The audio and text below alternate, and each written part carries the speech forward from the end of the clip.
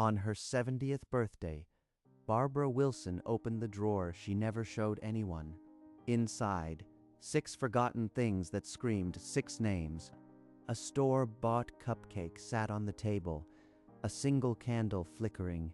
No one had called. No one ever would. She pulled the drawer closer, the wood worn smooth from years of opening and closing it alone. First, the stuffed rabbit. Tanya had been 6 when relatives took her. They promised visits. They never came. The spelling trophy was Michael's. He aged out at 18, too proud to look back. She'd watched him go from the window and never slept again. Keisha's hair ribbon, still knotted from the day she promised to call every week. The calls stopped after 2 months. The Hot Wheels car had been Jamal's. He was 4 when his birth mother reclaimed him.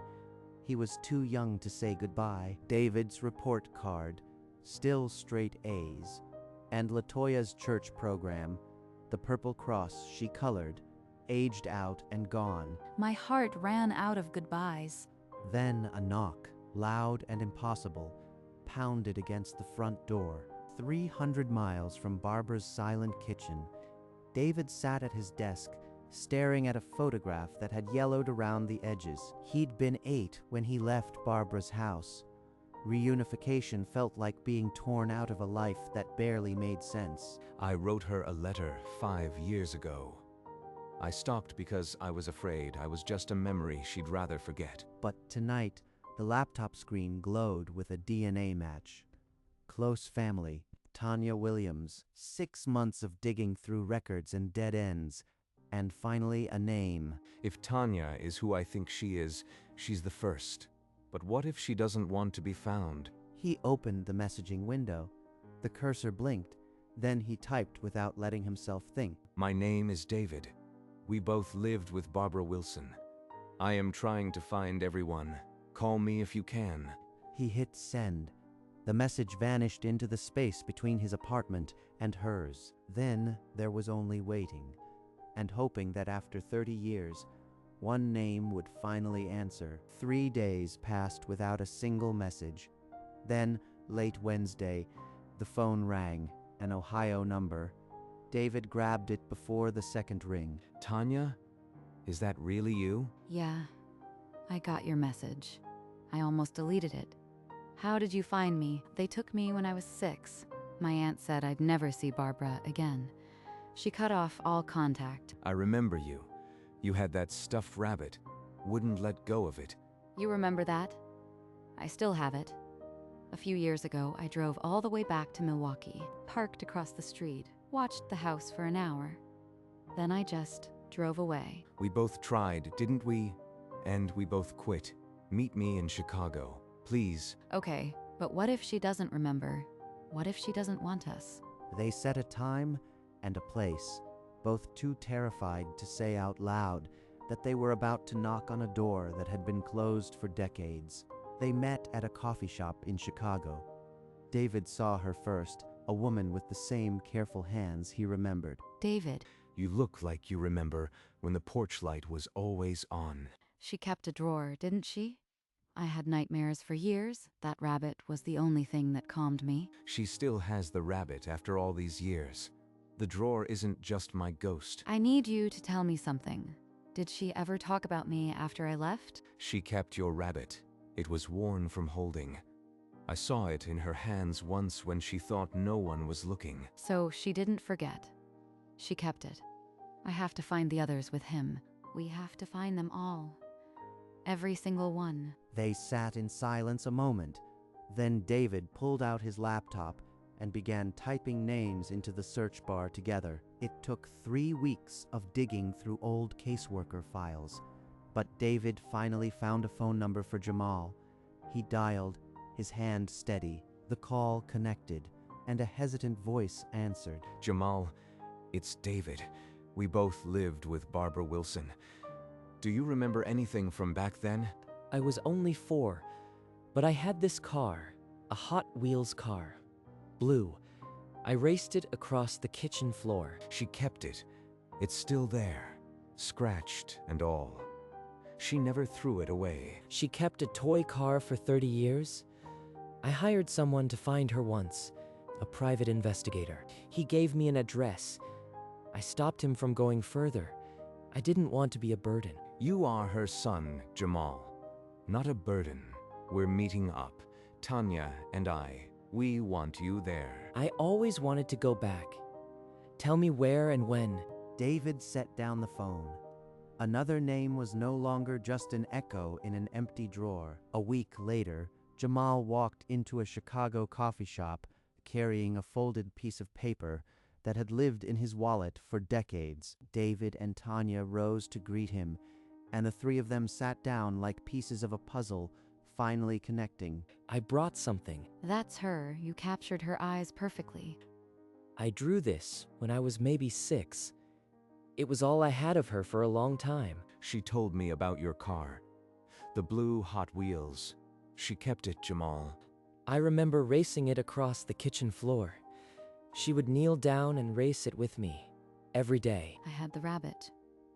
She said it would guard my dreams. She was so sure. We are not just memories she stored away. We are still her children.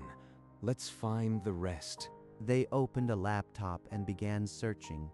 3 former strangers bound by the same love, ready to bring the rest home. David searched through aging-out records and found a number for Michael. He dialed, hoping the bitterness of 18 years hadn't hardened completely. Michael, this is David. I need to talk to you about Barbara Wilson. The line went quiet for a long moment. Is it really you?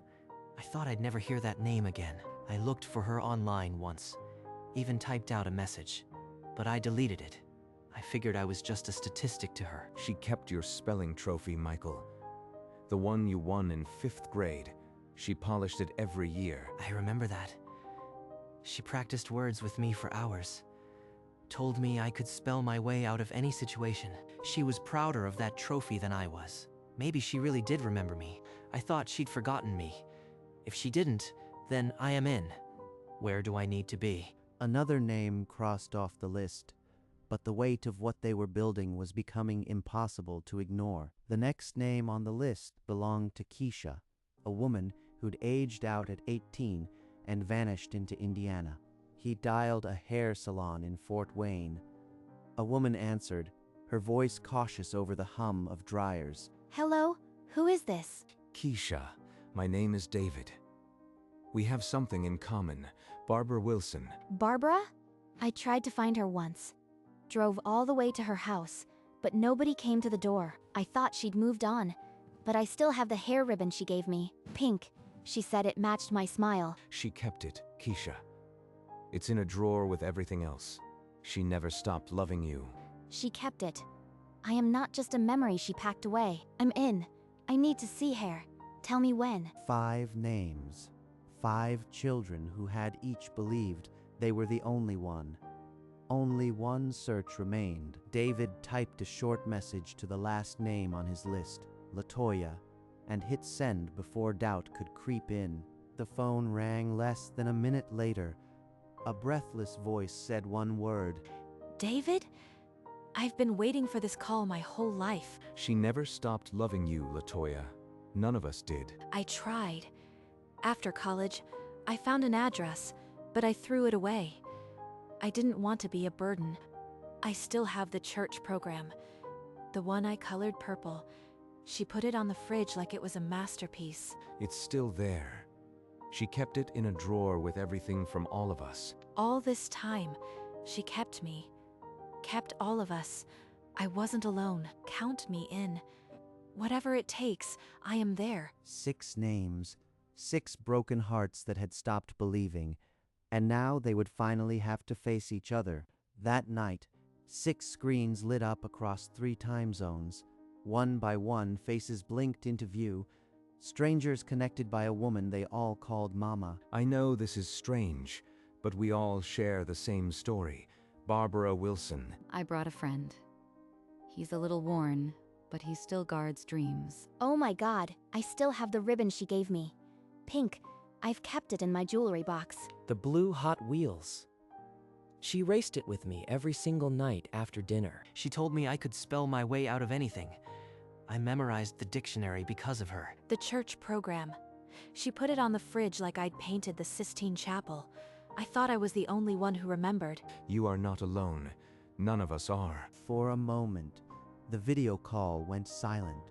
6 people staring at 6 tiny windows, each realizing they'd been sitting on the same secret. The conversation lasted hours.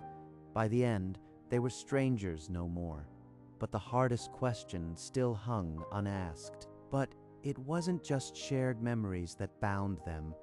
It was the same secret they'd each carried alone. I wrote her a letter 5 years ago. I never sent it. I convinced myself she wouldn't want to hear from me. I drove to the old neighborhood, parked across the street, watched the house for an hour, then drove away. I hired a private investigator. He gave me an address, and I panicked. I canceled the search. I typed out a message online, late at night, but I deleted it before hitting send. I stood on her porch once, knocked, nobody answered. I thought she'd moved on. I had her address written down after college. I threw it in the trash. I was afraid of being a burden. We each tried, all of us, and we all stopped because we thought we were the only one. That ends now. We're not going as burdens. We're going as her children, together. They sat in stunned silence. 6 people who'd spent decades alone, realizing they'd been family all along. After the silence, David spoke again, his voice steady. Her birthday is 3 weeks from today. That's when we go. I'll bring the cake. A big one with lemon frosting, her favorite. I'll bring flowers. Sunflowers. She used to say they looked like pieces of the sun. I am bringing the pink ribbon. It belongs in her drawer. I have the church program. I want to put it back in that drawer just for a moment. What if she doesn't want us there? What if we knock and she just closes the door? Then we leave, but at least she'll know.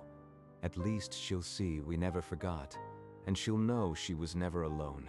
They spent the next hour mapping every detail. Flights and highways, who would arrive, when and from where. No one mentioned the fear again.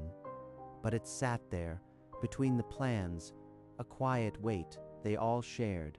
By the time they ended the call, one thing was certain. In 19 days, 6 lost children would knock on her door as one family. The morning of the journey, David folded the old photograph into his pocket and closed his suitcase. Tanya stood at the airport gate, clutching a bakery box with hands that wouldn't stop trembling. Jamal drove through the night, the blue Hot Wheels car sitting on the passenger seat like a tiny guardian. What if she doesn't recognize me? I look different. Michael held his bus ticket between 2 fingers, staring out at the flat fields and remembering the spelling trophy. The ribbon is still knotted, just like I left it. Keisha watched the suburbs blur past the train window, the pink ribbon looped around her wrist. I threw this address away once. Not this time. Latoya traced the route on her phone screen, her chest tight with something between dread and prayer. By noon, 6 separate paths were narrowing into one.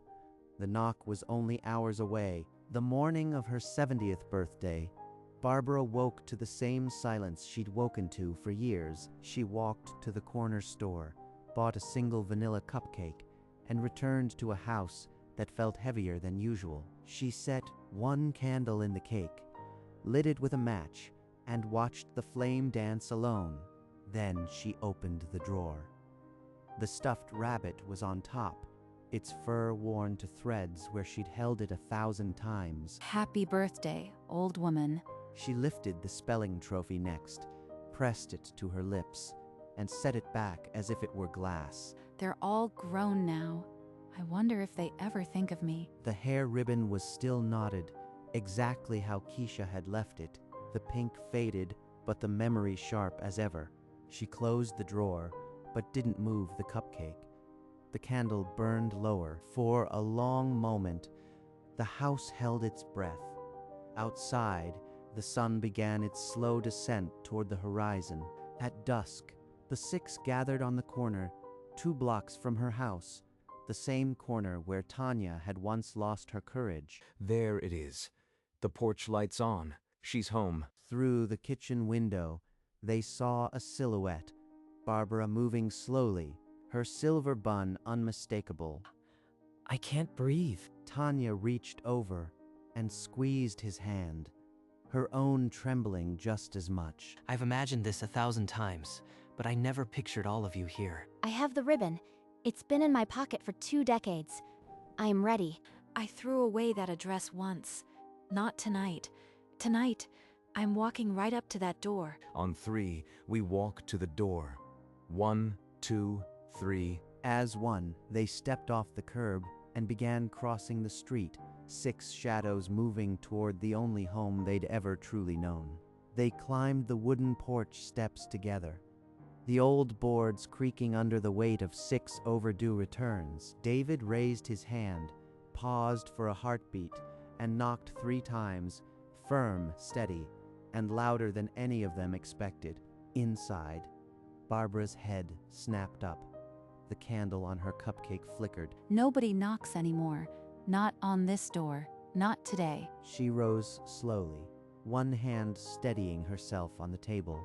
The drawer of mementos sat closed beside the dying candle. Who could it be? Her footsteps were quiet on the worn carpet, each one heavy with years of hoping no one would come, and that someone would. She stopped at the door, her hand resting on the frame. Through the frosted glass, she could only see blurred shapes and shadows. It's probably a neighbor or some salesman. That's all. But her hand trembled as she reached for the doorknob. The door swung open, and Barbara Wilson found herself facing 6 faces she had only dreamed of for 3 decades. Her hand flew to the door frame, gripping so hard the wood bit into her palm. David, my first baby, you still stand like you are about to give a speech. Tanya, you brought the rabbit. She didn't hesitate.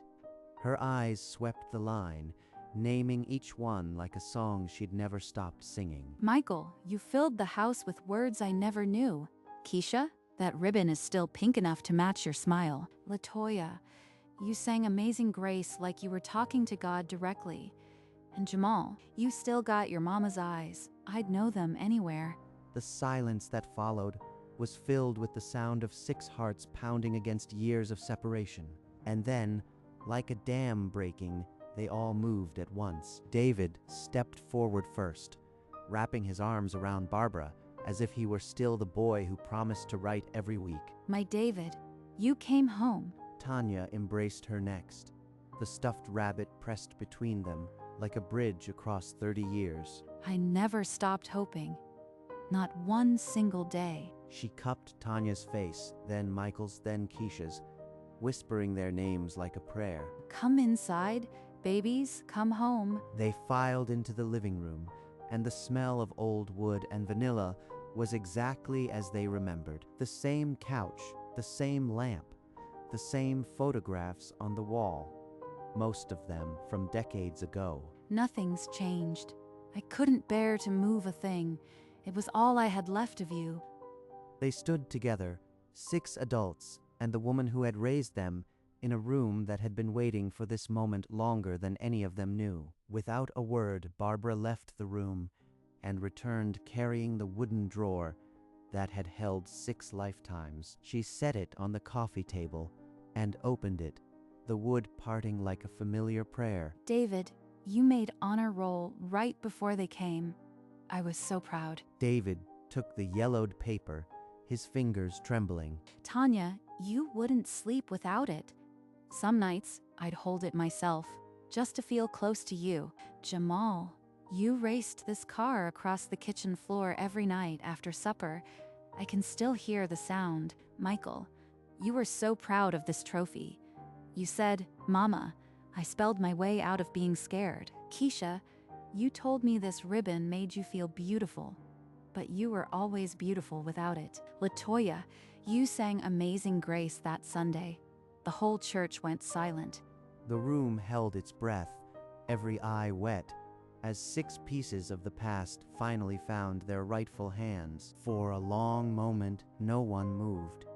Then David stepped to the drawer and laid the report card inside. This is where it belongs. Tanya set the rabbit beside the card. Keisha loosened the knot on her ribbon and placed it next. Michael returned the trophy. Latoya, the program. It lives here. So do we now. Barbara touched the closed drawer, tears streaming as if she were sealing a promise. Then Michael disappeared into the kitchen and returned with a cake topped with 70 candles. They gathered around Barbara, and the room filled with the sweet off-key sound of happy birthday. 70 years, and I've never felt so young. She took a deep breath and blew out every candle in one try. They cheered, but the real celebration had already happened. 6 homecomings and a drawer that would never be empty again. Months passed, and the rotating Sunday dinners became as steady as breathing. 1 week at Barbara's, the next at David's, then Tanya's, and on. The house on Maple Street never sounded so full. Pots clanging, a television murmuring, and 6 conversations layered over one another. One Sunday, after the dishes were cleared and the coffee poured, David leaned forward with something heavier than dessert on his mind. We should do more than Sunday dinners. If something ever happened to you, we'd have no legal standing. Baby, I got by just fine on my own. You are not on your own anymore, Mama. Let us make it official. The following week, they sat in a lawyer's office, 6 children who had been taken one by one, and the woman who had never stopped being their mother. The petition for next of kin lay on the table, crisp and waiting. One by one, they signed. I raised them. Now they're raising me. The court approved the petition. A judge stamped the final page, and the ink dried like a promise. Barbara received the official letter on a Tuesday. She pressed it to her heart before she even opened it. They're mine. On paper, they're finally mine. That Sunday, they gathered at her house. The drawer opened and closed beside them like a quiet witness. Now you really can't get rid of us. It's the law. I never wanted to. Not for a single second. They gathered in the living room for a family portrait, the same room where Barbara had sat alone on her birthday just months before. They smiled, not for the camera, but for the woman at the center who had loved them when they had no one else. Later, they hung the portrait on the wall, right next to the drawer. And in that house on Maple Street, the goodbyes were finally over.